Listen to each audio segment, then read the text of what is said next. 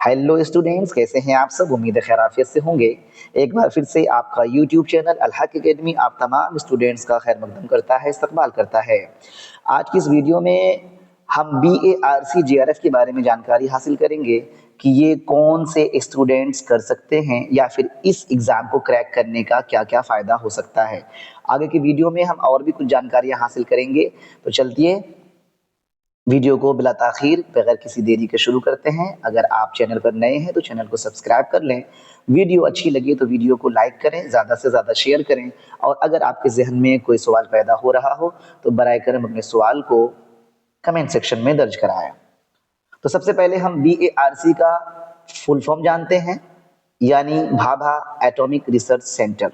JRF आप पहले से जानते हैं, जूनियर रिसर्च फेलोशिप, यानी कि ये एक फेलोशिप है, यानी कि सरकार के जरिए आपको दिया जाने वाला वो हेल्प है, वो राशि है, वो मदद है जो कि आपको आगे की पढ़ाई में हेल्प करती है। सीधी बात है, जिस तरीके से नेट JRF होता है आप जानते ही होंगे। जो तलबा मास्टर्स होल्डर हैं वो नेट JRF के बारे में बखूबी जानते होंगे।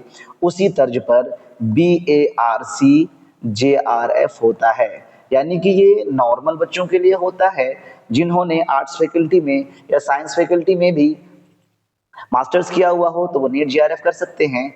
लेकिन ये BARC JRF जो होता है वो आर्ट्स फैकल्टी वालों के लिए नहीं होता है। ये ख़ास तौर पर उन तलबा के लिए होता है जिन्होंने मास्टर्स तो किया है लेकिन उनका स्ट्रीम साइंस रहा है या टेक्नोलॉजी रहा है, और जिसमें उन्होंने 60% न्यूनतम अंक हासिल किए हों। वो तलबा, वो स्टूडेंट्स इस एग्ज़ाम में बैठ सकते हैं और इसको क्रैक करने के बाद आपको एक निश्चित राशि दी जाती है जो कि 31,000 रुपये से शुरू हो जाती है और 45-50 हज़ार रुपये तक भी वो राशि जाती है। वो आपके रैंक के हिसाब से आपको पैसे प्रदान किए जाते हैं, मुहैया कराए जाते हैं।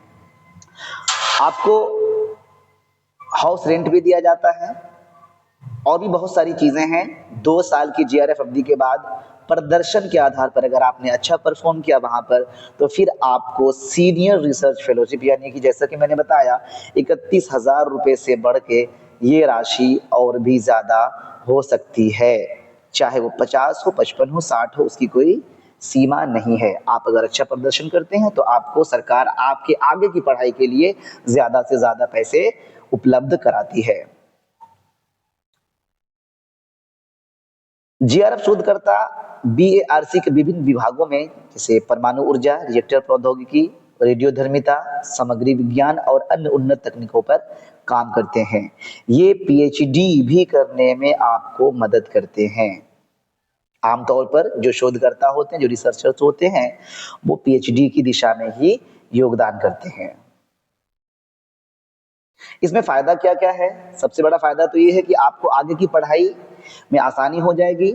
आप टेंशन फ्री हो जाएँगे कि हमको आगे की पढ़ाई, अब आगे की पढ़ाई में पैसे कहाँ से लाने हैं और जुगाड़ कहाँ से करना है। तो ये सारी चीज़ें आपकी ख़त्म हो जाएँगी, चूँकि सरकार खुद आपको आगे की पढ़ाई के लिए, यानी कि अगर आपने मास्टर्स किया हुआ है, यानी कि M.Tech या MSc किया हुआ है और आपको आगे पढ़ना है, आपकी उम्र भी हो चुकी है और आपको पैसे की टेंशन है, तो आपके लिए ये एग्ज़ाम एक वरदान साबित हो सकता है। आप चाहें तो इस एग्ज़ाम का फॉर्म भरें, एग्ज़ाम क्रैक करें और आगे की पढ़ाई फिर आप देख सकते हैं। लाभ की तरफ हम एक बार और नज़र दौड़ा लें कि BARC जैसे प्रतिष्ठित संस्थान में अनुसंधान का अनुभव, ये तो एक्सपीरियंस मिल जाएगा इतने बड़े संस्थान में, पहला हो गया। PhD के लिए पंजीकरण का अवसर, आप PhD के लिए टेंशन फ्री हो जाइए। वैज्ञानिक करियर में अगर आपको वैज्ञानिक बनना है, साइंटिस्ट बनना है, तो उस क्षेत्र में भी आपको बहुत सारी संभावनाएं उपलब्ध कराएगा ये एग्जाम। सरकारी नौकरी या शोध संस्थानों में, यानी कि मेरा ये मानना है कि अगर आपने इस एग्जाम को क्रैक कर लिया तो फिर गवर्नमेंट का ठप्पा लगना आपके नाम के आगे वो फिक्स है, यानी कि आपको सरकारी नौकरी में जाने से फिर कोई रोक नहीं सकता। आवेदन प्रक्रिया है, आप इस चीज को कहां से भरेंगे, यानी इसका फॉर्म आप कहां से भरेंगे, तो www.barc.gov.in एक वेबसाइट है जो कि आधिकारिक वेबसाइट है। वहां पर जाकर के आप इस फॉर्म को भर सकते हैं। इसका नोटिफिकेशन निकलता है और जैसे ही नोटिफिकेशन आ जाए मैं आप तक वो बात पहुंचा दूंगा। ऑनलाइन आवेदन करना होता है जिसमें शैक्षणिक विवरणी, अनुभव और अन्य दस्तावेज जो भी आपसे वो मांगा जाएगा आपको जमा करना है। चयन प्रक्रिया में साक्षात्कार के लिए उसके बाद अगर आपका एग्जाम क्रैक हो जाता है फिर आपको इंटरव्यू के लिए मुंबई में BARC मुख्यालय जाना पड़ सकता है। उसके बाद आपको सबसे मेन जो चीज़ें याद रखनी है वो ये है कि BARC JRF UGC net JRF से अलग है।